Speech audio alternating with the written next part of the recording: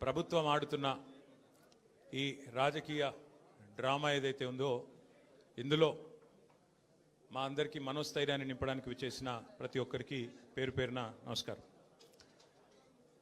మీ అందరికీ తెలుసు, కేసీఆర్ గారి శిష్యులుగా, కేసీఆర్ గారు తయారు చేసిన సైనికులుగా, కేసీఆర్ గారి కార్యకర్తలుగా ఉద్యమంలోంచే ఉద్భవించిన నాయకత్వం ఇవాళ బీఆర్ఎస్ పార్టీది. ఈ వేదిక మీద కూర్చున్న ప్రతి ఒక్కరూ, వెనకాల ఉన్న ప్రతి ఒక్కరు కూడా ఆనాడు రాష్ట్ర కేంద్ర ప్రభుత్వాలతో సుదీర్ఘంగా వారు ఎన్ని కేసులు పెట్టినా, ఎన్ని రకాలుగా భయపెట్టే ప్రయత్నం చేసినా భయపడకుండా, వెరవకుండా రాష్ట్రం కోసం పోరాటం చేసిన, రాజీ లేని పోరాటం చేసిన నాయకత్వం మా పార్టీది. రాష్ట్రం వచ్చింది, ఆ తర్వాత ప్రజలు ఆశీర్వదిస్తే మా పార్టీ అధికారంలోకి వచ్చింది, ప్రభుత్వం వచ్చింది. కేసీఆర్ గారి ఆశీర్వాదంతో నాకు మంత్రి పదవిలో పనిచేసే అవకాశం కూడా వచ్చింది. 10 ఏళ్ళు కేసీఆర్ గారి నాయకత్వంలో అనుక్షణం తెలంగాణ రాష్ట్రం కోసం, తెలంగాణ రాష్ట్ర అభివృద్ధి కోసం వివిధ హోదాల్లో పరిశ్రమల శాఖ మంత్రిగా, టెక్నాలజీ రంగానికి మంత్రిగా, అట్లాగే మున్సిపల్ వ్యవహారాల మంత్రిగా అనుక్షణం ప్రజల కోసం పనిచేశాం తప్ప, రాష్ట్రం కోసం పనిచేశాం తప్ప ఎన్నడూ కూడా తప్పుడు పనులు పొరపాటును కూడా చేయలేదు. మా కేసీఆర్ గారు ఎప్పుడో ఒకటి చెప్తా ఉంటారు, రాజకీయం అనేది గేమ్ కాదు, మనకు సంబంధించినంత వరకు మనం తెచ్చిన ఈ రాష్ట్రంలో మనకు ఒక టాస్క్ అని. అంతే నిబద్ధతతో 10 ఏళ్ళు చాలా సిన్సియర్గా రాష్ట్రం కోసం పనిచేశాం. అన్ని రకాలుగా మా నియోజకవర్గాలను ఎట్లా బాగు చేయాలి, మా జిల్లాలు ఎట్లా బాగు చేయాలి, మన పల్లెలు ఎట్లా బాగుండాలి, ఏ టాస్క్ మాకు మా నాయకుడు ఇస్తే, ప్రజలు ఇస్తే దాని నిబద్ధతతో తెలంగాణని గొప్పగా తీర్చిదిద్దేదానికి తాపత్రయపడుతూ అందరం కూడా సమిష్టిగా పనిచేసినాం. మేమెన్నడూ టైంపాస్ కార్యక్రమాలు చేయలేదు.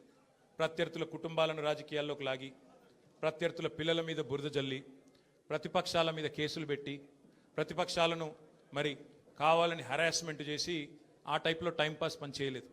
మా నాయకుడు గొప్పతనం ఏంటంటే ఇవ్వని వాగ్దానాలను కూడా నెరవేర్చిన నాయకుడు కేసీఆర్ గారు. మేనిఫెస్టోలో చెప్పని హామీలను, మేనిఫెస్టోలో ఇవ్వని వాగ్దానాలను కూడా నెరవేర్చిన నాయకుడు కేసీఆర్ గారు. ఒక రైతు బంధు అయితేనేమి, ఒక కళ్యాణ లక్ష్మి అయితేనేమి, ఒక కేసీఆర్ కిట్ అయితేనేమి, ఇట్లా చెప్పుకుంటూ పోతే 1, 2 కాదు, ఎన్నో కార్యక్రమాలు మేము మేనిఫెస్టోలో చెప్పలేదు. కానీ చెప్పకపోయినా ప్రజాహితం కోసం మరి 10 ఏళ్ల పాటు మేము పనిచేసాం. ఇవాళ బాధ అనిపిస్తున్నది, ఎంక్వైరీలతో కాదు, ఎంక్వైరీలకు భయపడేటోడు ఎవడు లేడు, బాధపడేటోడు ఎవడు లేడు. కానీ ఇవాళ ఇంత కష్టపడి మరి కేసీఆర్ గారి నాయకత్వంలో ప్రజలు సాధించుకున్న ఈ రాష్ట్రంలోని పరిపాలన పిచ్చోడి చేతిలో రాయిలాగా మారిపోయింది. పరిపాలన మీద దృష్టి లేదు, పరిపాలన చేత కాదు, ప్రజలకిచ్చిన హామీలు నెరవేర్చే సత్తా లేదు. అసమర్థుడి జీవనయాత్రలాగా ఈ 2 ఏళ్ళు ఏదో నెట్టుకుంటూ టైంపాస్ చేసుకుంటూ వచ్చినారు. ఒక్కొక్క రోజు ఒక్కొక్క డ్రామా. కొన్ని రోజులు కాళేశ్వరం పేరిట డ్రామా, కొన్ని రోజులు గొర్రెల స్కామ్ అనే డ్రామా, కొన్ని రోజులు ఫార్ములా ఈ పేరిట డ్రామా, మరికొన్ని రోజులు ఫోన్ ట్యాపింగ్ అని చెప్పి డ్రామా. ఇవాళ ఒక బాధ ఎక్కడ అనిపిస్తుంది అంటే, చదువు, సంస్కారము, మర్యాద, హుందాతనం ఉన్న ఒక పార్టీ నాయకుడిగా నేను చేసే విజ్ఞప్తి, నేను చేసే ప్రార్థన ఏంటంటే, ఈ పుట్టిన మట్టి సాక్షిగా, అంతరాత్మ సాక్షిగా అక్రమ, అనైతిక పనులు నేనెన్నడూ కూడా చేయలేదు అనే మాట స్పష్టంగా చెప్తాను. ఈ రెండేళ్లలో తీవ్రాతి తీవ్రంగా, ఈ 2 ఏళ్లే కాదు, దాదాపు గత 7-8 ఏళ్లుగా తీవ్రమైన క్యారెక్టర్ అసాసినేషన్ ఎఫర్ట్ నా మీద, వ్యక్తిత్వ హననం. అంటే ఒక కుక్కను చంపే ముందు పిచ్చి కుక్కను ముద్రేయాలని ప్రయత్నం చేస్తారు కదా, నేనేదో డ్రగ్స్ తీసుకుంటానని, నాకేదో హీరోయిన్లతో సంబంధాలు ఉన్నాయని, లేని దిక్కుమాలిన వార్తలు రాసి నన్ను క్షోభకు గురి చేయడమే కాకుండా నా కుటుంబ సభ్యుల్ని, నా పిల్లల్ని, నా వాళ్ళు అనుకునే వాళ్ళందరినీ విపరీతమైన క్షోభకు గురి చేశారు. అయినా కూడా ఎన్నడూ బాధపడలేదు, బయటకు వచ్చి వేరే వాళ్ళలాగా దొంగ ఏడుపులు ఏడవలేదు. నేను నిబద్ధతతో పనిచేసిన నాయకుని కాబట్టి ఎవరికి భయపడకుండా 2 ఏళ్లుగా తలవంచకుండా పోరాటం చేస్తూ ఉన్నాను. ఇవాళ నేను ఏదో టెలిఫోన్ ట్యాపింగ్లో ఏదో విచారణ క్రమాన్ని పిలిచారు, బరాబర్ పోతాం, పోయి అడుగుతా. ఏమడుగుతా? ఏం తప్పు చేసింది మా ప్రభుత్వం అని అడుగుతా, ఎక్కడ తప్పు జరిగింది అని అడుగుతా. ఇవాళ వారు సమాధానాలు చెప్పాలి నాకు. గత 2 ఏళ్లుగా ఈ ఫోన్ ట్యాపింగ్ పేరిట ఒక డైలీ సీరియల్ మాదిరిగా, అంతులేని కథ మాదిరిగా లీకుల రూపంలో ఏదైతే మా వ్యక్తిత్వ హననం జరుగుతుందో దానికి బాధ్యులు ఎవరు అని అడుగుతా. ఎవరో హీరోయిన్ల ఫోన్లు ట్యాప్ అయినాయని మీరే ఒక 2 నెలలు నడిపిస్తారు డ్రామా. పోలీసు వాళ్ళు, కాంగ్రెస్ పార్టీ వాళ్ళు మీరే లీకులు ఇస్తారు, మీరే రాయిస్తారు, మీరే మళ్ళీ మీదికెళ్ళి మా వ్యక్తిత్వ హననం చేసే ప్రయత్నం చేస్తారు. ఇక వీళ్ళని బెదిరించిందట, వాళ్ళని బెదిరించిందట అని మీరే రాపిస్తారు 2 నెలలు. మళ్ళీ 3వ నెలలో మీరే రాపిస్తారు. ఏ హీరోయిన్ల ఫోన్ ట్యాప్ కాలేదు, ఎవరిది కాలేదు, అంతా బోగస్, ఇన్ని రోజులు మేము చెప్పిందంతా తూచ్ అని చెప్పి మళ్ళీ మీరే రాయిస్తారు. మరి నా పరువుకి, నా ప్రతిష్టకు కలిగిన నష్టానికి ఎవడు బాధ్యుడు? రేవంత్ రెడ్డి బాధ్యుడా? ఈ లీకులు ఇచ్చిన పోలీసు వాళ్ళు బాధ్యులా? రాసిన మీడియా వాళ్ళు బాధ్యులా? నేను అడుగుతా. అట్లా ఇంకో మాట కూడా నేను అడుగుతా. ఈరోజు ఇవాళ మీరు ఏ అధికారి అయినా, ఈ రాష్ట్రంలో పోలీస్ అధికారి ఈరోజు రాష్ట్రంలో ఫోన్లు ట్యాప్ జరగడం లేదు అని చెప్తాడా? ముందుకొచ్చి మీ కెమెరా ముందుకొచ్చి చెప్పే ఒక్క పోలీసుడు ఉన్నాడా? డీజీపీ శివధర్ రెడ్డి ముందుకు వస్తాడా? ఐజీ ఇంటెలిజెన్స్ ముందుకు వస్తాడా?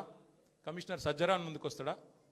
వాళ్ళకి తెలుసు పోలీసు వాళ్ళకు, భారతదేశంలో స్వాతంత్రం వచ్చిన తర్వాత ఆనాటి నుంచి ఈనాటి వరకు, నెహ్రూ గారి టైం నుంచి ఈరోజు మోడీ గారి టైం దాకా గూఢాచారి వ్యవస్థలు ఎప్పటికప్పుడు పనిచేస్తూనే ఉంటాయి. గూఢాచారి వ్యవస్థ ఎందుకు పనిచేస్తుంది? పోలీస్ నిఘా వ్యవస్థ ఎందుకు పనిచేస్తుంది? ఎవరన్నా ప్రభుత్వాలను అస్థిరపరిచే కుట్ర చేసినా, దేశంలో శాంతి భద్రతల సమస్య తలెత్తే విధంగా వ్యవహారం చేసినా, లా అండ్ ఆర్డర్ ఇష్యూ వచ్చే విధంగా ఏమైనా అపభ్రష్టపు పనులు చేసినా వాటిని నిరోధించడానికి డెఫినెట్గా పోలీస్ వ్యవస్థ తన పని తాను చేసుకుంటూ పోతుంది. 2015లో మన తెలంగాణ రాష్ట్రం ఏర్పడ్డ తొలినాళ్లలో మా ఎమ్మెల్యే గారిని ఒకరిని కొనడానికి ఒక దొంగ 50 లక్షల రూపాయల బ్యాగ్తో వచ్చి దొరికిండు. దొరికిన తర్వాత ఆ దొంగ మీద ఏమైనా నిఘా పెట్టిండ్రేమో పోలీసులు. మాకేం తెలుసు? మాకేం సంబంధం? పోలీసులు దొంగలు, వాళ్ళకు సంబంధం ఉంటుంది, మాకేం సంబంధం? మధ్యలో రాజకీయ నాయకత్వానికి. ఇవాళ వాస్తవం ఏంది? 2015లో ఏ దొంగనైతే దొరికిండో 50 లక్షల రూపాయలతో అడ్డంగా రాష్ట్రం మొత్తం చూస్తుండగా ఆ దొంగ ముఖ్యమంత్రి అయి కూర్చున్నాడు. ఆ దొంగకి ఏమనిపిస్తున్నది? మిగతా వాళ్ళు కూడా నా లెక్కనే రాజకీయ నాయకులందరూ దొంగ పనులు చేస్తారు, మిగతా వాళ్ళు కూడా నాలాగానే బురద అంటియాలి, వాళ్ళను బదనాం చేయాలి. అందుకే ఏం చేస్తున్నాడు? విచారణ పేరిట ఆదేశాలు జారీ చేస్తూ ఉన్నాడు. ఒక 3 రోజుల కిందట హరీష్ రావు గారు ఒక ప్రెస్ మీట్ పెట్టినారు తెలంగాణ భవన్లో. ఏమని మాట్లాడినారు? సింగరేణి కాలరీస్ ఏదైతే ఉన్నదో అక్కడ 1000 కోట్ల బొగ్గు కుంభకోణం జరిగింది. దానిలో ప్రధాన ముద్దాయి రేవంత్ రెడ్డి గారి బావమరిది సృజన్ రెడ్డి. ఆయన కింగ్ పిన్గా ఉంటూ ఈ అక్కరలేని సైట్ విజిట్ సర్టిఫికేషన్ భారతదేశంలో ఎక్కడ ఏ కోల్డ్ ఫీల్డ్లో లేదు. అదొక కండిషన్ పెట్టి, ఒక నిబంధన పెట్టి కాంట్రాక్టర్లను రింగు చేసి బెదిరించి ఫోన్ ద్వారా నేరుగా మాట్లాడి, నేను ముఖ్యమంత్రి బావమరిదిని మాట్లాడుతున్నా, మీరు టెండర్ వేయొద్దు, మీరు వేస్తా అని చెప్తే నేను సర్టిఫికెట్ ఇయనియా సింగరేణి నుంచి అని బెదిరిస్తున్నాడు. బెదిరించి ఈ మొత్తం స్కామ్ చేసింది రేవంత్ రెడ్డి గారి బావమరిది అని హరీష్ రావు గారు ఆధారాలతో సహా, ఎట్లా మా గవర్నమెంట్లో మైనస్ టెండర్లు పోతుండే, ఎట్లా కాంగ్రెస్ రాగానే ఈ నిబంధన పెట్టడం వల్ల +22% +14% టెండర్లు ఎట్లా పోతున్నాయి, ప్రజాధనం ఎట్లా కొల్లగొడుతున్నారు, సింగరేణితో ముఖ్యమంత్రి గారు ఎట్లా ఫుట్బాల్ ఆడుతున్నారు, సింగరేణి సంస్థని తన కామధేనువుగా ఎట్లా మార్చుకున్నారు, ఇవన్నీ వివరంగా చెప్పినారు. ఉదయం చెప్పంగానే సాయంత్రం వరకు మేము ఎదురు చూస్తూ ఉన్నాం. ఎవరన్నా ఒక మంత్రి, ఎవరన్నా ఒక బాధ్యుడు స్పందిస్తాడేమో. పోనీ కేంద్ర బొగ్గు శాఖ మంత్రి మన రాష్ట్రం నుంచే ఉన్నాడు కిషన్ రెడ్డి గారు, వారి ప్రభుత్వానికి కూడా సింగరేణిలో 49% వాటా ఉంది. కనీసం ఆయనన్నా, మరి కేంద్ర బొగ్గు మంత్రి కాబట్టి ఆయనన్నా స్పందిస్తాడేమో, ఈ దొంగలను పట్టుకుంటాడేమో. మోడీ గారు ఊకుకి అంటుంటారు కాంగ్రెస్ అంటేనే స్కామ్ గ్రేస్ అని, మరి మోడీ గారి ప్రభుత్వం ఏమైనా స్పందిస్తుందేమో అని చూసినాం. కానీ సాయంత్రం వరకు ఏం చేస్తారు? హరీష్ రావు గారికి సిట్ నోటీస్. అది అయిపోయింది, అదో డ్రామా ఒక రోజంతా నడిపిండ్రు. హరీష్ రావు గారు లోపల పోయినరు, ఉల్టా క్వశ్చన్లు వాళ్ళనే అడిగిండు, వాళ్ళకి ఏం చెప్పాలన్నా తెలియలేదు, నీళ్ళు నమ్మలేండ్రు, అయిపోయింది. ఇప్పుడు మళ్ళా ఇక డైలీ సీరియల్, అదే సీరియల్ ఉంటుంది కార్తీక దీపం అని, అది మనసు మమత, ఆ టైప్లో మళ్ళీ ఈరోజు నాకు, రేపు ఎల్లుండి ఇంకొకరికి. ఇది ఒక టైంపాస్ ప్రోగ్రాం తప్ప ఇలా అయ్యేది ఏమీ లేదు, వచ్చేది ఏమీ లేదు. మా సోదరులు వాలంటరీ రిటైర్మెంట్ తీసుకున్న additional director general of police RS Praveen గారు మిగతా విషయాలు మీకు అన్నీ చెప్తారు, నేను ఎక్కువ చెప్పా. ఎందుకంటే వారు ఇటున్నారు, వారు అన్ని విషయాలు వారు వివరంగా చెప్తారు. ఎందుకంటే వారు గతంలో ఐపీఎస్ ఆఫీసర్గా పనిచేసినారు, వారి తర్వాత ప్రెస్ మీట్ పెట్టి అన్నీ చెప్తారు.